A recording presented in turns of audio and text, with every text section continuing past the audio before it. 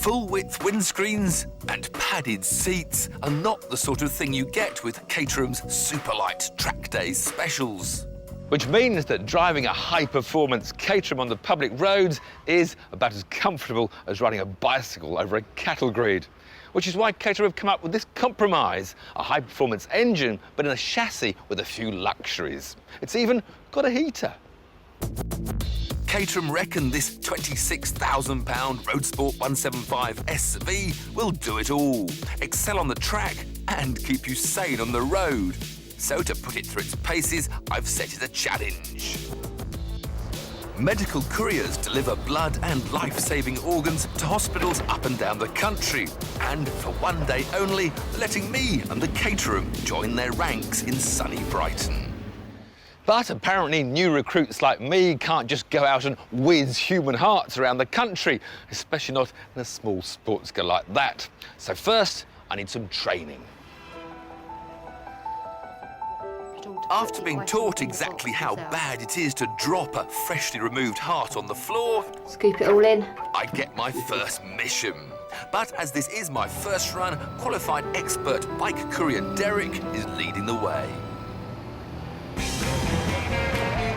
Luckily, the Caterham has a 2-litre Ford Focus engine tweaked to give 175 horsepower, meaning 0 to 62 in 4.8 seconds. So, with almost bike-like acceleration, I should keep up. Ah, this is the life. Roof off, doors off, sunshine on my face. The ride quality is certainly a lot better than real lightweight supersport, so I'm comfortable in the chair. I've got plenty of room. Each of the medical packages I'm picking up has to end up at Royal Sussex County Hospital, where it'll be tested and used in operations.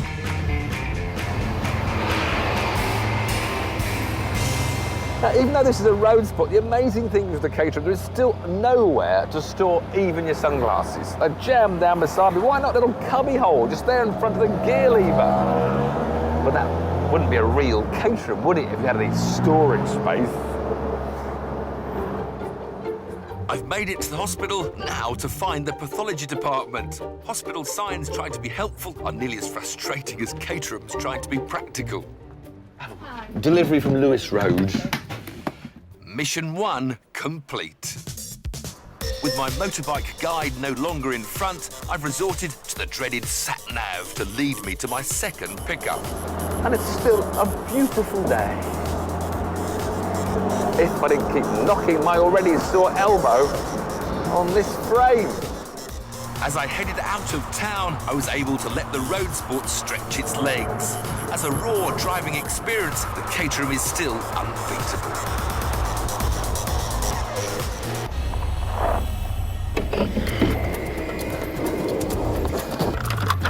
And with no roof or doors, getting in the Caterham couldn't be simpler.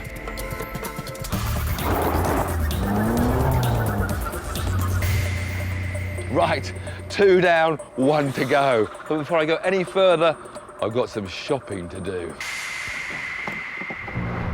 By now, my elbow was feeling decidedly bruised, so it was time for some medical attention of my own.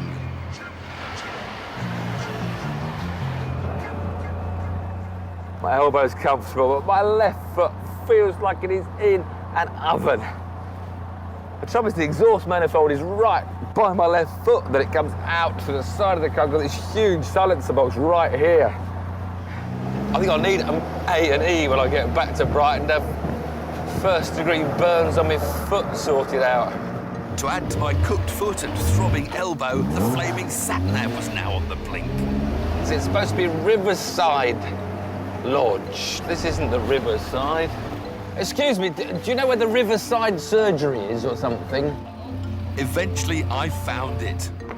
But the delay had cost valuable time. With my cargo safely on board, I headed back to the hospital for the last time. But I had a deadline. Right. Brighton. 20 minutes. Right in the middle of the rush hour.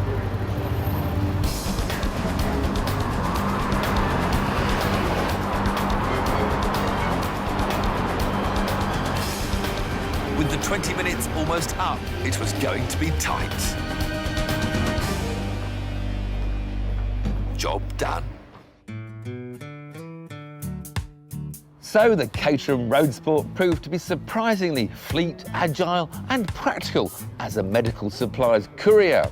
If only they could have added a couple more luxuries, like some padding for my elbow and some air conditioning for my feet, it might almost have been enjoyable. I'm heading straight for the sea to let my feet sizzle. Can you light up that one wheel with throttle and let it really go?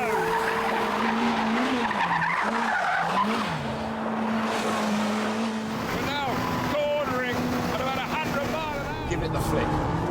Hold it, hold it, hold. And yes, you can now drift a McLaren. Perhaps not as easily still as the Ferrari.